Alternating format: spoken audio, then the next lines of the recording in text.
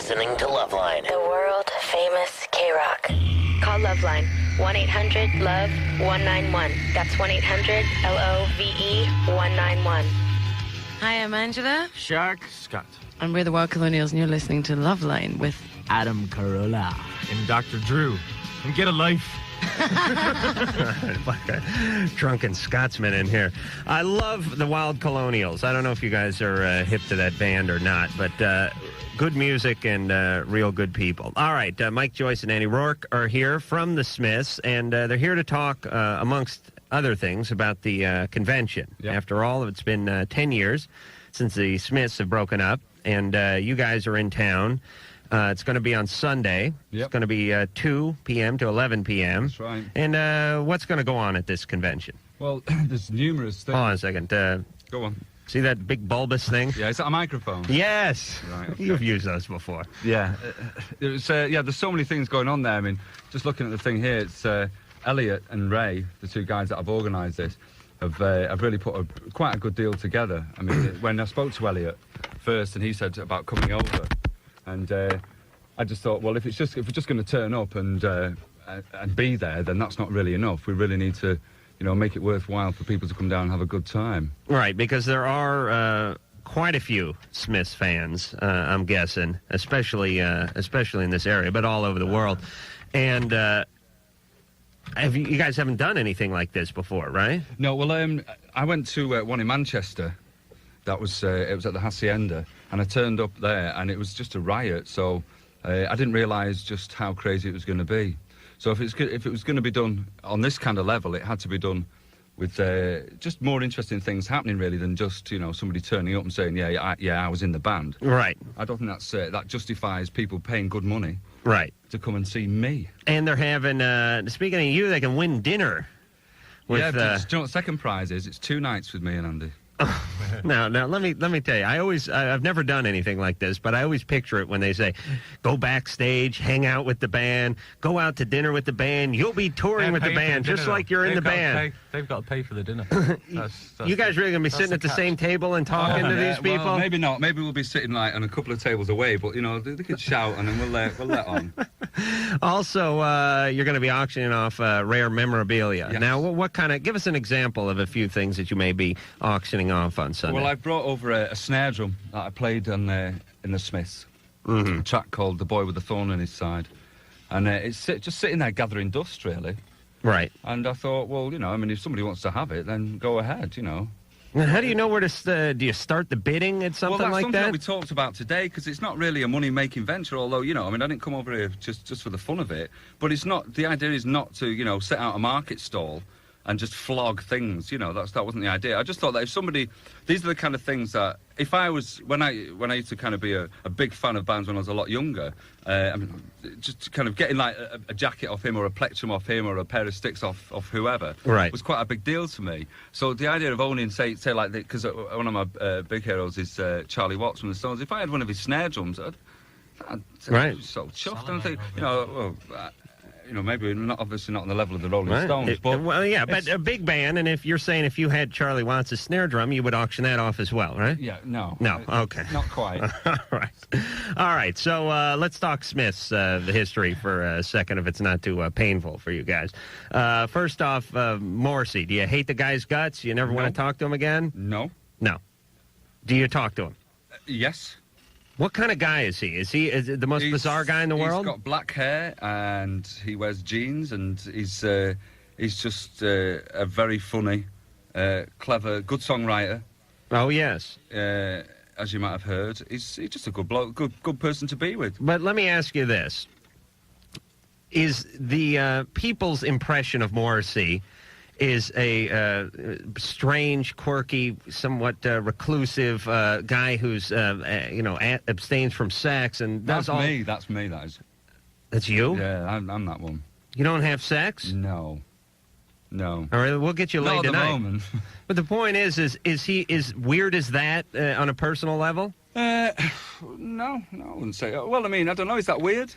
Well, he appears weird to the outsiders, yes. Well, because I've known him since before the group started, I've probably had quite an interesting insight into Right. him. So, I mean, yeah, he's not a regular guy. He's not a regular bloke that you meet on the street. He's quite eccentric. Right. Eccentric. All right, that's a good word. That's when you're weird, but you got a lot of money, you're eccentric. And when you're weird and you're poor, you're just crazy. Yeah. That's how it works here in the not me. States. That's how it works. All right, let's take some calls. You guys can jump in and help us out with some of these, and we'll be talking about the solo projects of Andy's and all sorts of other stuff as we move forward here. Cindy. Cindy? She's on the phone. Listen. Cindy. She's on, like, the other phone or the other You line? could just about hear her on the extension. Yeah.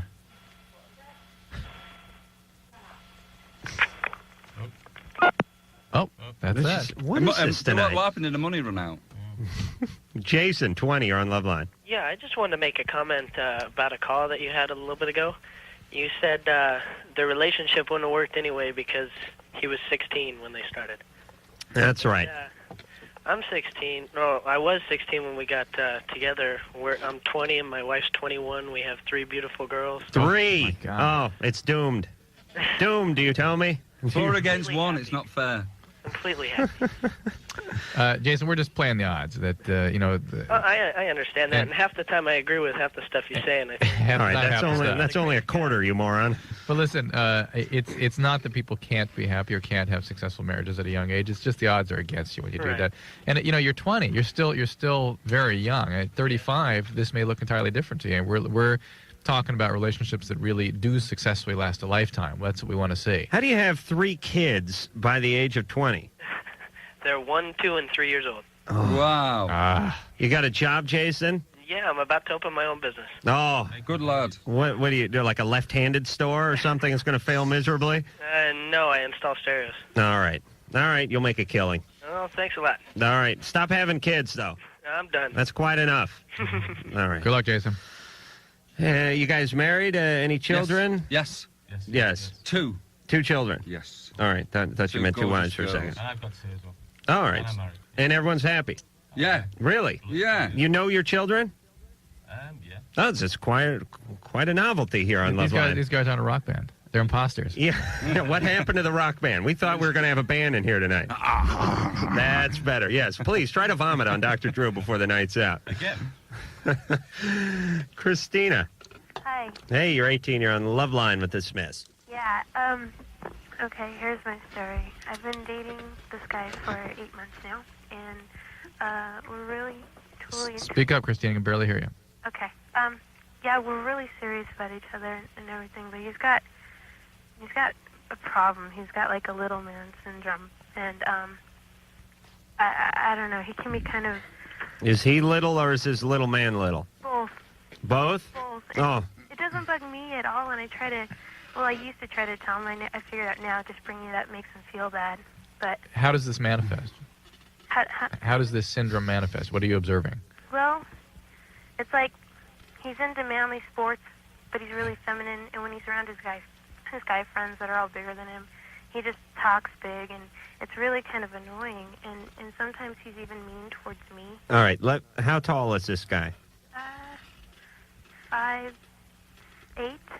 That's not small. Short. Well, Okay, so stack it And up. That's short. Mike, how tall are you? 5'10". like 5'5". And by the way, a lot of guys do that sort of thing. Get him some high They heels.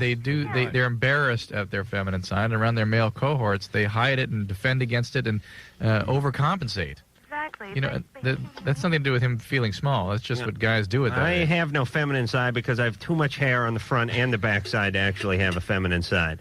But we should be more intimate by now, right? I mean, he should be more caring, but he acts kind of mean towards me at times. He'll talk down to me in front of his friends. He'll call But me. always in front of the friends, though, right? Yeah, and sometimes. This is a bravado thing that a lot of guys have, especially when they're 18, 19 years old. They're trying to be cool with the blokes. Yeah. Joe Man. Yeah. And they put on a different. You ever see that movie Grease, Christina? Yeah. All right. Now remember that in that movie, John Travolta, he was all in love with Sandy, and then he got around all his buddies in the T-Bird gang or whatever that stupid gang he ran with. Yeah. Yeah. And then it was a totally different guy, right? Yeah. And then he got away from him, and he was back to Mr. Nice Guy. So I should put up with it. I should deal with it. No, I'm saying you got to teach him how to sing. No. Well, I mean, it's not exactly you don't have to put up with it. I mean, Hold on, Mike. It doesn't really sound like a real problem. I mean, it's like the guys were just saying. Then it's something that I think most of us do. You know, depending on what situation we're in and what scenario that is around us. You know, it's and it takes a little while for guys to learn how to act and how to behave and the do's and don'ts of ladies. I mean, it really does. Lord knows. I mean, I'm 32 and I barely got it down now. When I was 18, 19, I was a mess. I mean, I just learned that farting on the first date is wrong. Drew, can you believe that? Somebody told me that on the way in. I think you're focusing on how he is around other people, though. What I'm concerned about is how he kind of keeps it up while we're just... All right, well, you're just going to have to confront him in a non-confrontational way. Just tell him, honestly, what you think, and tell him it's because you like him and you want to keep the relationship going. And if he is unable to put down these defenses, then it's not a relationship worth staying with. Yes. You're not going to get anywhere with it. You cut him off sexually, he'll straighten right up. Drew, why don't you sell the hell out of the next song? I was just going to talk to one of the fans of our guests. Oh, yeah. All right, and we'll hear something from Smith's old and the solo projects as well when we come back. We're back. Loveline, 1-800-LOVE-191. Fax number, 310-854-4455. Sitting here with Andy Rourke and Mike Joyce of the Smiths. They have their 10-year memorabilia auction, dinner, and general clam bake going on. That would be this Sunday. That's February the 23rd. 2 to 11 p.m., and that is at Hot Rocks. It's 121 North Citrus in Covina. And you guys may not be familiar with Covina, but it is the garden spot of the United States. Yeah? No. Good. There's nothing going on there but your convention, but that's fine. You guys go in there, you make a few bucks, you shake a few hands, you sign a few breasts, and you're back over the pond. Sounds good to me. It's not a bad gig. All right, so what were we talking about during the commercial? The Doors and Jim Morrison. But what did you ask me right before I hopped up on this microphone? Do what? You asked me something right before I started. It was about the Doors. About the grave. No, yeah, Jim Morrison's grave in Paris. In Paris. Never been there. Oh, they've got excuse me. That's all right. Flipping heck. They've got a police guard around it because people just come and just chip away bits of the stone every day. Graffiti and stuff like that. There's like a copper sat on the headstone there, like with his cigarette, and right. Just trying to nick bits of soil and digging down and trying to get Stonehenge. Well, it's kind of interesting how some people just sort of remain musicians or songwriters or poets, and others become sort of deities. And I wonder... in the same graveyard, the Chopin, and like nobody gives us a toss. Oh, now Drew's pissed. Chopin's in the same graveyard, no one goes over there. Nobody Do you see gives that? a toss. It's disgusting. Well, let me tell you, if Drew went to the graveyard in Paris, he would be... he would put a... I'd head over to Chopin. You would, wouldn't you? And what would you leave there at the Chopin? Nothing. Oh, okay. That's right. Maybe just a little pride? Just footprints and memories. There you go. A demo. All right, so what, Drew, you're pointing? I was erasing something because I thought you were going to the phones. No. Oh, it is? Well, what the hell's at Hot Rocks? The producer Ann just told me. It's at the Pasadena Convention Center. What am I, going insane? What is that, Drew? Yep. I'm reading the wrong thing? All right, listen. Tickets and raffles. Oh, okay. For this convention. All right, where's the Pasadena Convention Center? It's on 300 East Green Street. It's near the Civic Auditorium by the Pasadena Mall. Yeah, and while you're out in Pasadena, stop by Drew's house and pull a Brody on his lawn. No, thanks. Don't do vomit that. in his mailbox. Do not do that. And feel up the children. Oh. Drew hates that talk. All right, we'll take some calls and we'll get back and talk more Smith stuff and all that stuff. Teresa, 15, you're on Loveline with the Smiths. Hey, hello? Hiya. Hey. Hello, this is me and my friend JoJo. We're just calling to say we love your music and we respect it. We grew up with the Smiths. We have older sisters, and we've always listened to you guys. You've and not grown up yet. we have a lot of feelings for your music. Well, that's lovely to hear. Thanks very much. Are you going to come on Sunday? Oh, yeah, we're definitely going to be there. I got the tickets a long time ago. Did you? And I have one question for you. I really love your instrumental song, Oscillate Wildly. Is that how you pronounce it? Oscillate Wildly. Oscillate? Yeah, it's a beautiful song. I just want to let you know. We weren't sure how you pronounced it, though. Oscar Wilde was a playwright. And to oscillate means to go quickly It's like and a side sound to side, that sort doesn't it? of warbles about. Isn't it? All right, you're going to be there on Sunday? Definitely. All right, bring lots of money. Okay. right. Just playing it safe. Yeah, you know, the thing that strikes me about the Smiths, I've always been a fan of the Smiths, but it's a band that a lot of people get divided over. There are people that love them or loathe them. Absolutely, and it's not that way with a lot of bands. Like you take like but I'd rather people were like that rather than just saying okay, yeah, they're all right. I'd rather have that kind of feeling, either instill hatred or instill masses of loveliness. Absolutely, because it means you're doing your craft, your art, and when you're pushing the envelope a little, that's what it inspires. Yeah, well, it becomes like a debatable thing, because if Morrison wrote a song where some of the subject matter was quite risque, well, you know, people would say, well, I think that's disgusting, or somebody else would say, well, I don't think it is, I'll stand up for what that is, but at least the subject matter is something that's worth a discussion. If popular music can't do it, what else can?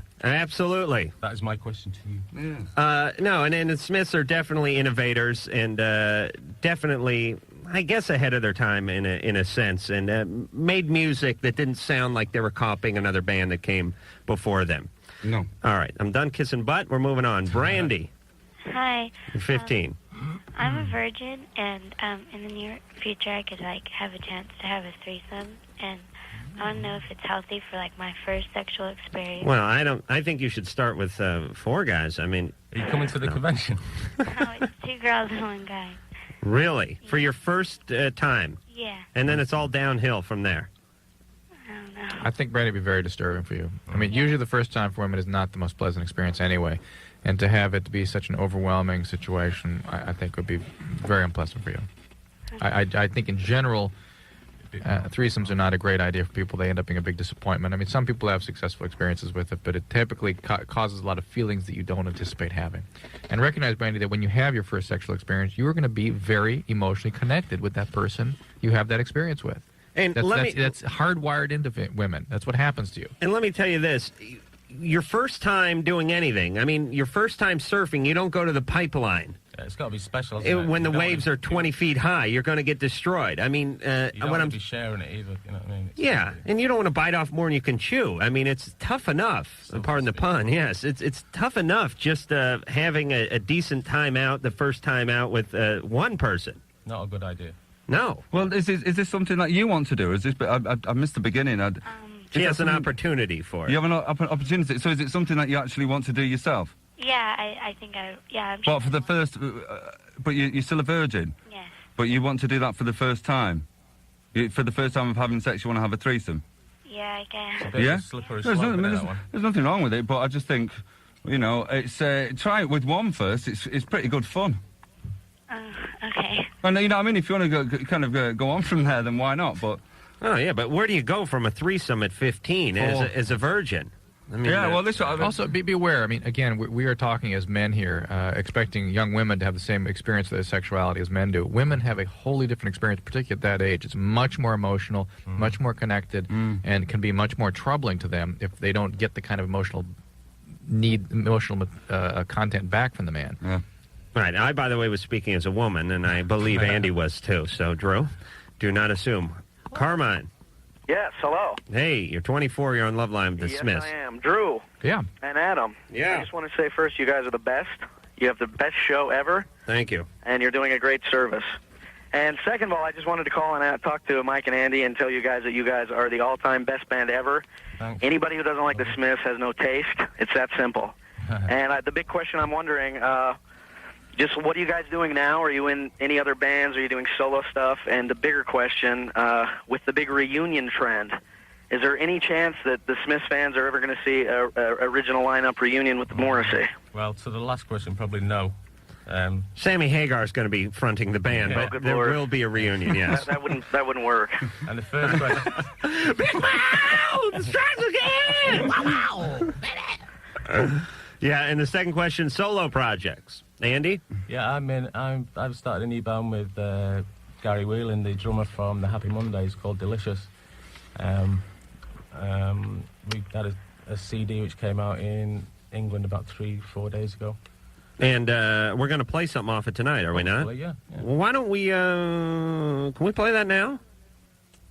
Yes. All right, let's do that. This is great time. What's the name of the song we're playing? It's called Sitting on the Throne. And it's from Delicious, and it goes a little something like this. Sitting on the throne from Delicious, Andy Rourke's new solo project from the Smiths. Also, we have Mike Joyce in here from the Smiths, and we'll be talking more to them after this. Phone number 1-800-LOVE-191. Fax number 310-854-4455. Show's Loveline. I'm Adam Carolla. That is Dr. Drew, Andy Rourke, and Mike Joyce are here tonight from the Smiths, and we're here to do a little plugging on the Smiths Convention. It's taking place on Sunday. It is the only one that you'll be having nationally. Yes. Correct, at least here in the States. And it is Sunday the 23rd. It is 2 p.m. to 11 p.m., kind of a long haul for you guys. And it'll be at the Pasadena Convention Center, which is 300 East Green Street in La Habra. No, it's in Pasadena. Just kidding. Seems strange to overstate that. All right. And they'll be giving away raffle tickets. It says there'll be live Smiths music. Yeah. What's up with that? Yeah, live Smiths music on the video. Live in person, somebody putting in tape in and pressing play while we're there. But it'll be, there's a lot of footage from... There was a couple of tapes that I've got. One from when we played the Hacienda in Manchester with Johnny Marr singing backing vocals, the one and only time that occurred. And also there's a tape that we did, the sound guy that was working with us, a guy called Grant. It's did backstage footage, isn't it? Yeah, it's just all us just kind of pissing around backstage and just messing around and having a bit of fun, really, rather than the official video. But yeah, it's not the produced and edited stuff. No. But it's stuff that probably hasn't been seen before. Well, it's by not, people. no, because it wasn't even released. It was just a personal copy. It's a home video. So right. Yeah, so if you're interesting, if you're a Smiths fan, you'll definitely find that interesting. Oh, yeah. All right. And if not, you may have a passing interest in it. Let's say you're just working the convention security. You might look at it. Yeah, it's a long day, you know what I mean? So. Kristen, 18, you're on Loveline. Yeah, hi. To begin with, I wanted to say on behalf of my boyfriend and I that we both think your show is great. Thank you. And I had a question for Dr. Drew. Yeah. I wanted to know what occasional use of LSD does to the brain. You've mentioned it vaguely. Yeah. The reason I would be vague is that we don't really know at what point somebody would have caused a significant problem. Mm-hmm. In other words, what is the threshold after which you're likely to have problems? Okay. Certainly any use before the age of 15 is associated with chronic mood problems. Uh-huh. Certainly more than 70 hits of acid is associated with personality changes, problems with abstract reasoning, and chronic mood disturbances. Uh-huh. Whether 1 or 2 or 5 or 10 hits can do the same thing, we don't know. And by the way, that doesn't mean you still can't be successful. Many guests we have in here on the Loveline, present company excluded, have had their bouts with drug abuse, and they're still selling lots of records and doing great. They're not quite sure where they are. You have to make a lot of money because once your brain goes, you need a bunch of lackeys to sort of point you in the right direction. Get on the plane, sit down. Here's a vomit bucket. Yes, inhale. Yeah. Oh, sorry. Now exhale. Yeah. Right. Oh, it's tinkle time. But they still get along just fine. Why, Kristen? What's up? Oh, not much. I just, you've mentioned it vaguely before, like I said, and I was just wondering, I've used it occasionally, like once every couple of months, and not... Yeah, I would beware. Yeah, if you use it once or twice, you're probably okay. Using it regularly, you're probably not going to be okay. I sort of did it early doors, as a youngster, and I found it does frazzle the old brain cells. It does. Yeah, and the other thing is that some of the manifestations don't even develop until 10 years later, particularly the mood stuff. How old are you now, Andy? I'm 33. 30 several. And you did it, you experimented a little when you were... 16, 15, 14, 15, 16. Really? Yeah. And how many times would you say you've done acid or mushrooms?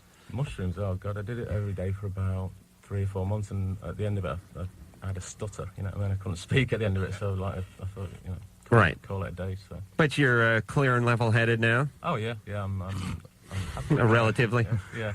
As much as it takes auction off memorabilia.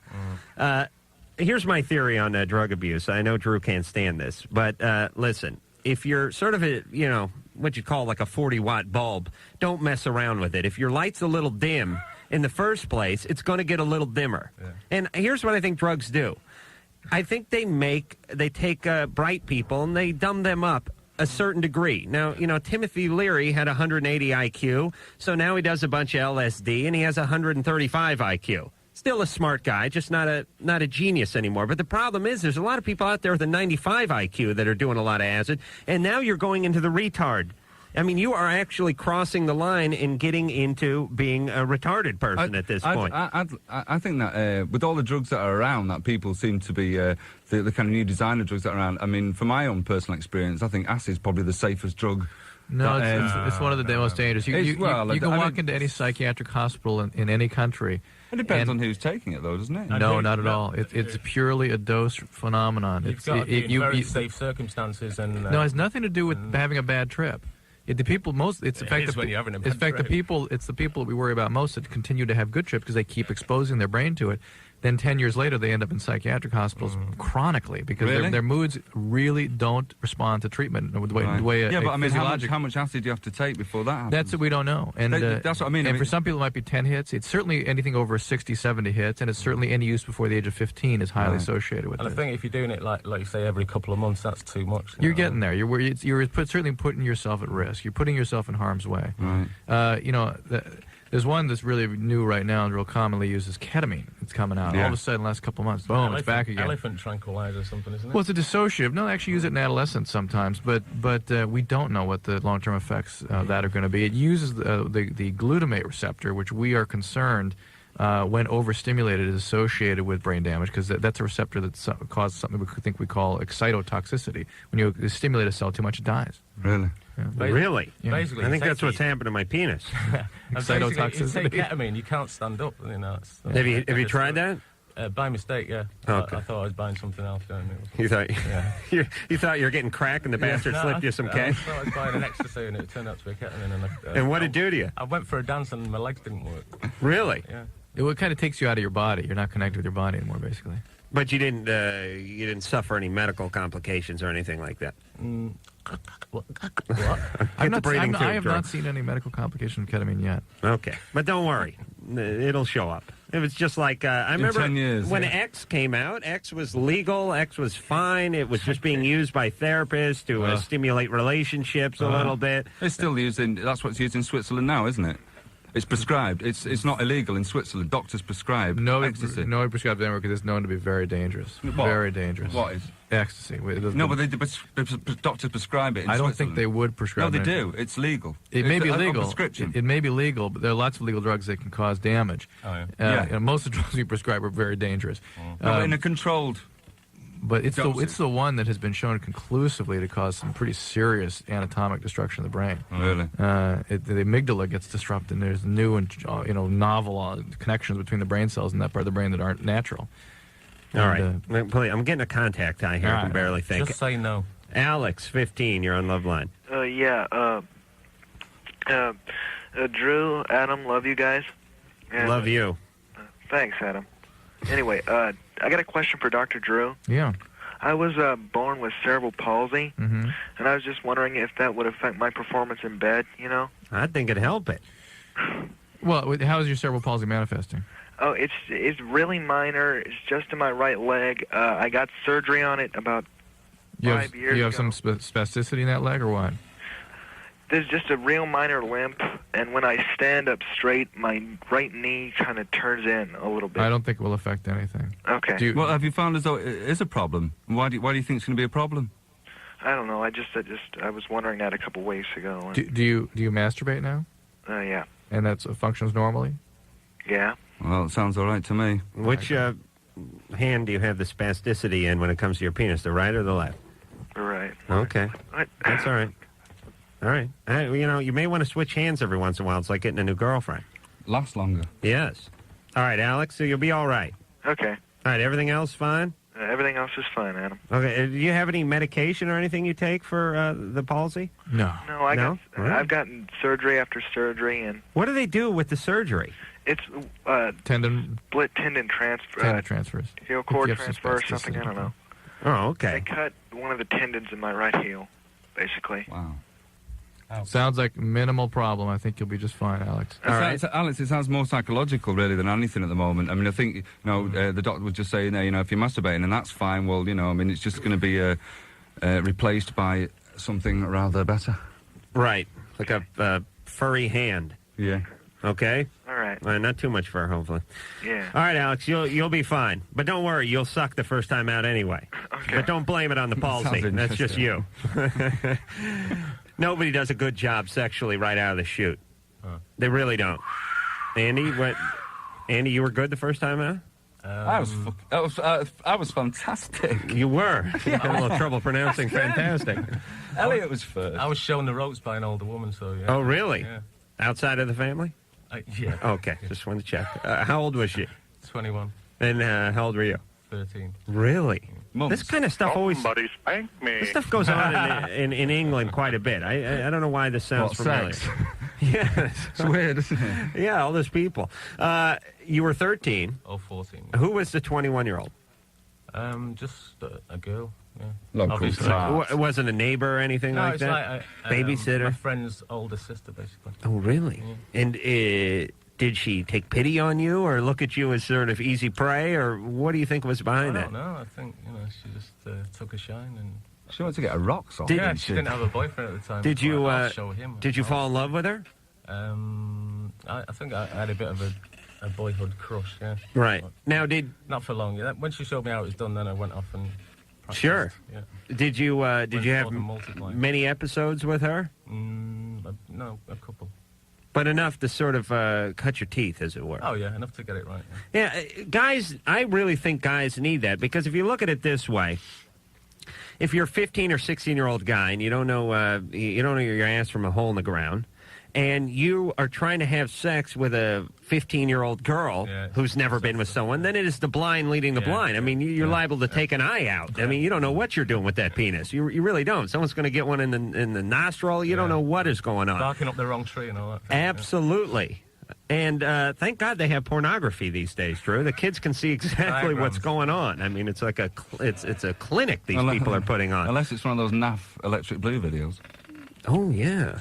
Yeah, you mean the softcore stuff? Yeah. Yeah, I hate that. And I hate going to a hotel and paying $7 for the Spectre Vision and getting a cut version. Yeah, you have to keep on getting the freebie and taking it off about 30 seconds later, and then you get quite a lot of the movie. Yeah, but they still cut up the hardcore stuff. Yeah, I always think that they have another camera there. The decent one. They do now.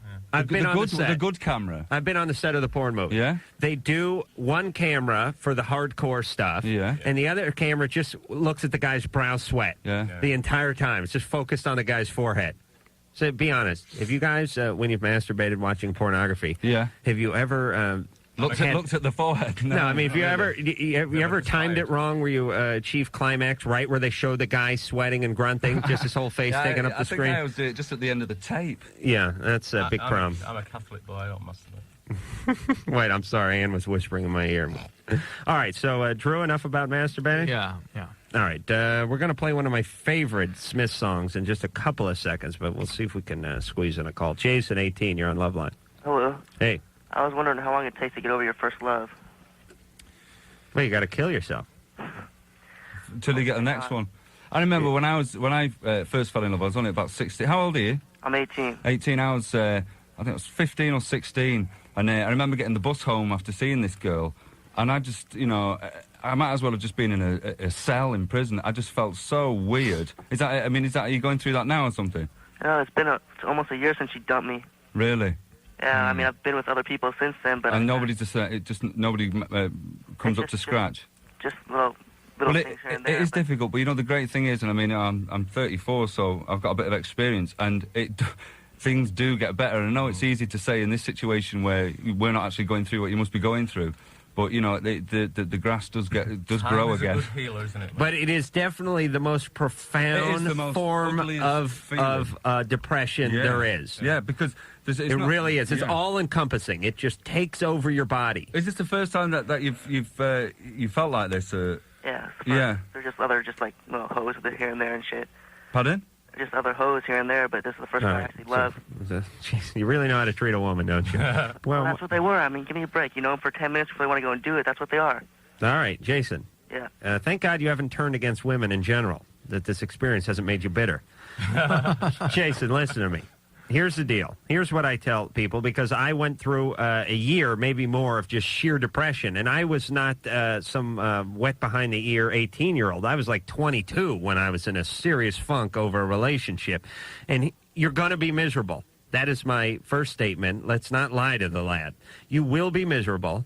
Here's the point. Do not waste the year that you mourn by sitting home smoking pot, eating Cheetos, and watching too much daytime TV. Force yourself to participate in life. Has to be done. Go to school, go to work. Do not waste this, because you don't want to look back in 10 years and say, after you're married and have 8 kids with someone else, you don't want to look back at this year from 18 and a half to 20 and say, I just sat there and did nothing. Yeah, but so if you're going to be miserable, at least do something. And most people do, but the fact that you're actually confronting it now and that you're phoning in here, I think, is quite a good start. Anyway, the fact that you want to kind of sort something out about it instead of just sitting there and just thinking, well, that's just the way it is. But you know, as I said before, it's easy for me to sit here and say it gets better, but it does. But as well, listen, now you've got to sort your attitude out as well, because if you like, it sounds to me like probably the girls you've been making them miserable as well, because you.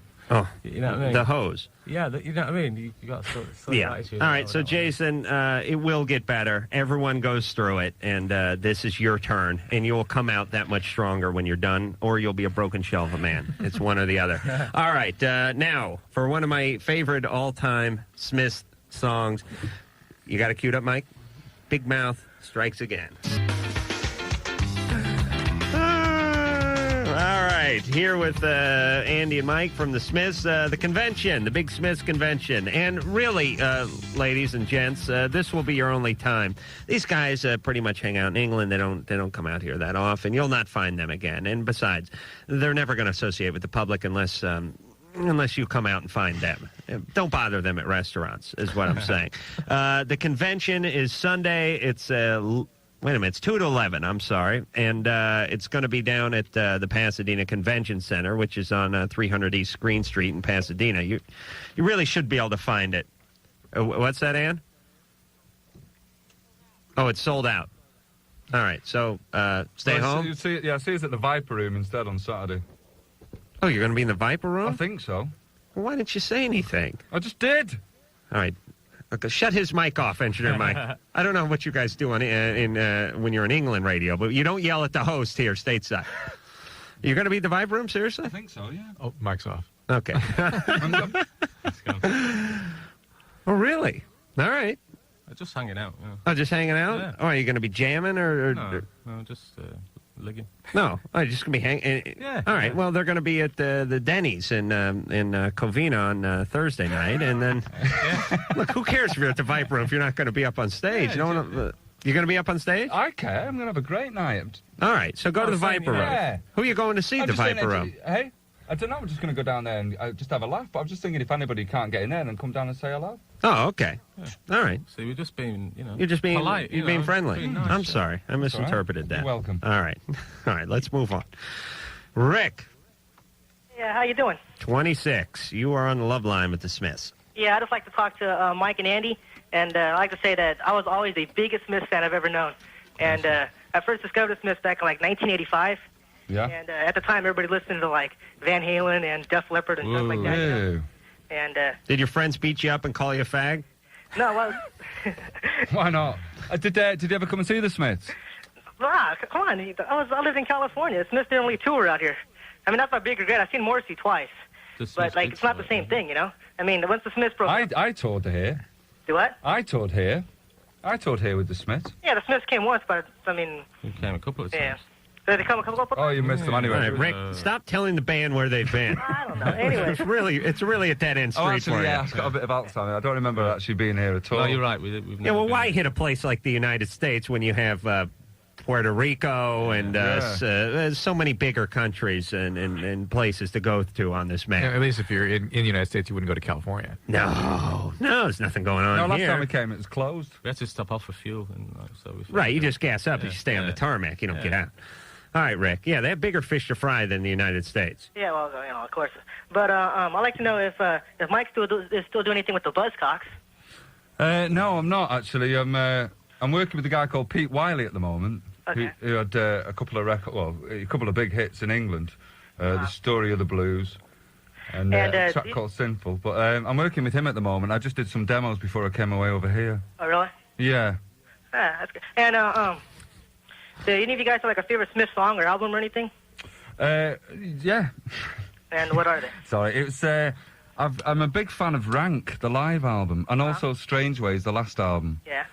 I think Rank really kind of encapsulated the way that the Smiths sounded live, because I think a lot of people, you know, the miserable tag, and everyone said, oh yeah, they're really down and pretty miserable blokes. But I think if you listen to that album, it certainly doesn't sound miserable. I mean, that's just a misnomer by lazy journalism, really. Rank is a great live CD, and a lot of the times when you hear a live CD, the songs are a little disappointing because you get used to it a certain way from hearing the produced version of it over the radio or on a CD, and then you hear it live and it sort of misses a beat. But this is just as good as the original, or just as good as the produced stuff, plus the energy of like I like the Bigmouth song better on Rank than I do now the produced version. It's a little faster. Studio album. My favorite studio album was probably Queen Is Dead, though. I thought that was a good album. Where'd you do Rank, or was that all over? Different ones, Kilburn. wasn't it? Oh, Kilburn National. I thought it was all different ones. Just one jig. Just took one big gig. Yep. That's pretty cool. It was actually recorded by the BBC. Shows how much I've listened to it. Oh, really? Just for transmission. And then when we heard it, we thought, well, it's good enough to put out as an album for ourselves. It was our sound engineer, actually. He remixed He culled the tapes. Yeah, somebody did a real good job with it because for a live CD, it's real clear and real nice. John, 18, you're on Loveline. Hi, this is a question for Drew. Yeah, John. Okay, I was smoking marijuana one night, and I had done it before, and we were in the car and just letting the smoke, just what they call it, hotboxing, I guess, if you know. What is hotboxing? It's you just get in the car and close the doors and just smoke until it just fills up with smoke, and we were doing that. And this is the intellect of this nation of ours. That's why you guys will be happy Sunday when you get back on the plane. Was that a big lot of car? guys sitting and filling cars up with. How big was your car? it was a truck. Oh, that's a big. You've got a problem. And so I was sitting there smoking, and I've brown boxed a car before, but that's a totally different thing. That's when you break wind. A brown nosed. Well, we were. So I was feeling kind of weird, so I stepped outside, and I was like dizzy, and like I didn't know where I was, and I was just. That's because you were stoned. No, That's why you smoke pot, John, so you get dizzy and don't know where you are. No, well, it was different. I started like freaking out, like I was yelling, and I was. All right, but it didn't have anything to do with the way you ingested it, did it? It just had to do with the fact you were high. It's the dose that he ingested. I have seen several cases now of toxic psychoses associated with heavy ingestions of marijuana. Yeah, but you're not going to get any more from filling up your Pinto with pot smoke than you would by sucking on a bong. I suppose not, but maybe you wouldn't have... Because you're not even going to have a gap in between tokes. Now that you can't control it. Well, that's true. You can't control it. You're sitting there, you don't realize how much... issue, is it, really? It's like, it sounds like a guy with palpitations and all that. Smoking it. I had just treated a patient. In a big room with the window slightly ajar. I just treated a patient a couple weeks ago who came in wildly psychotic. I mean, it's a very, very wild, florid psychosis and a lot of agitation and crazy motor activity. Because of marijuana? Yeah. How long did it last? Probably, well, I don't know, because it was late night, and then...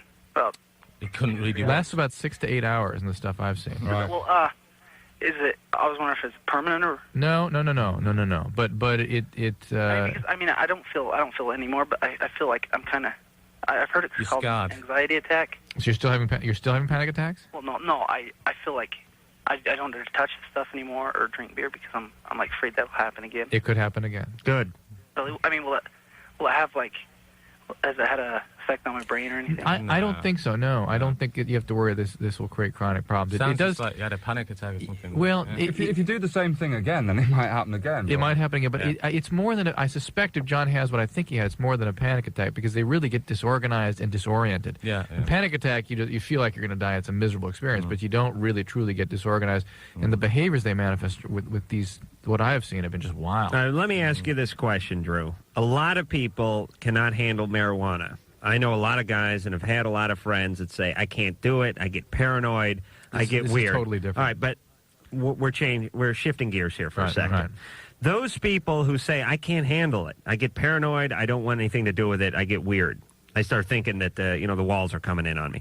Is that because they have a sort of chemical difference than a guy who really loves it? Or chemical, I suppose it's the same with beer. It has nothing to do with their personality. It doesn't agree with some people. It has almost nothing to do with the personality. Okay. Still, high-strung people don't do well on marijuana. No. No. You know what? It's whether you get that opioid effect or not. If you get it and you're high strung, it's good. You'll like it even more because it will also reduce some of your. Well, maybe anxiety. high strung people aren't so preconditioned for the opioid effect or something. Because all the high strung people I know cannot handle marijuana. Kimberly, Hi. 19. You're on Loveline. Yeah, hi. Hiya. Sorry, Annie. Yes, go ahead. No problem. I have a problem with my boyfriend.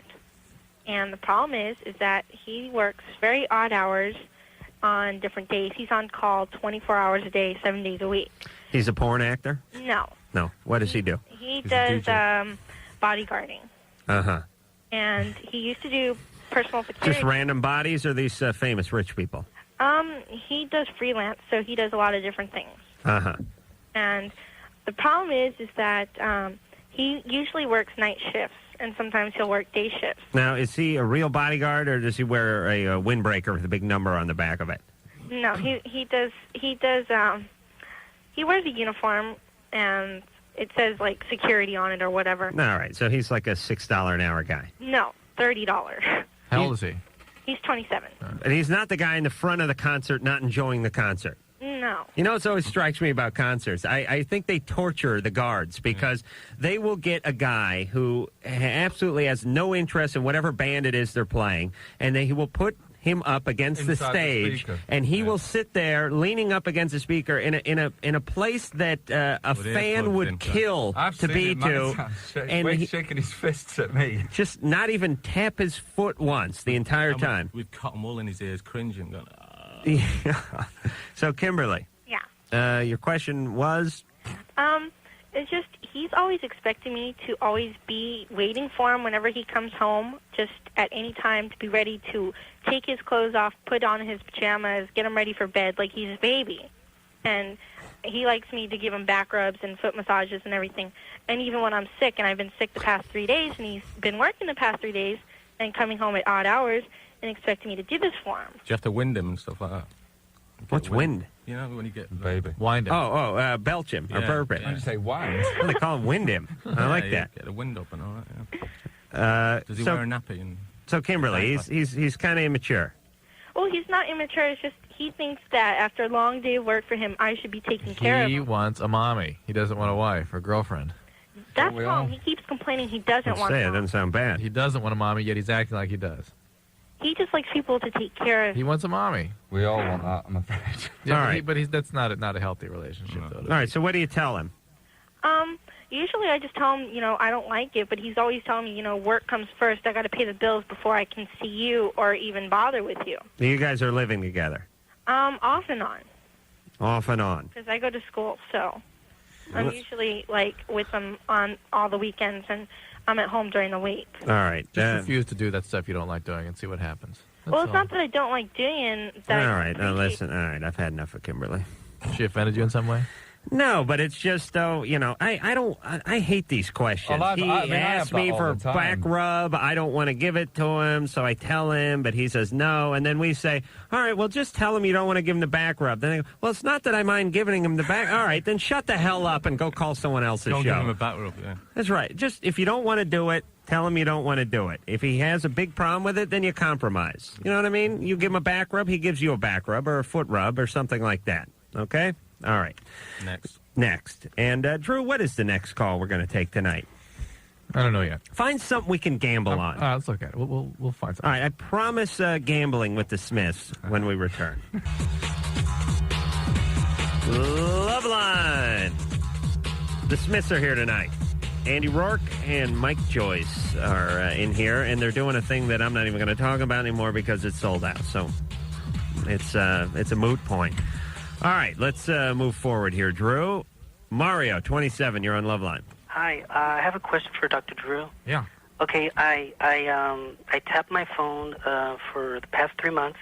It's been tapped, and I found out that my wife was having an affair with another person, and her last period was November the 24th, and since it was tapped, I knew she had an affair with this person around the 14th of.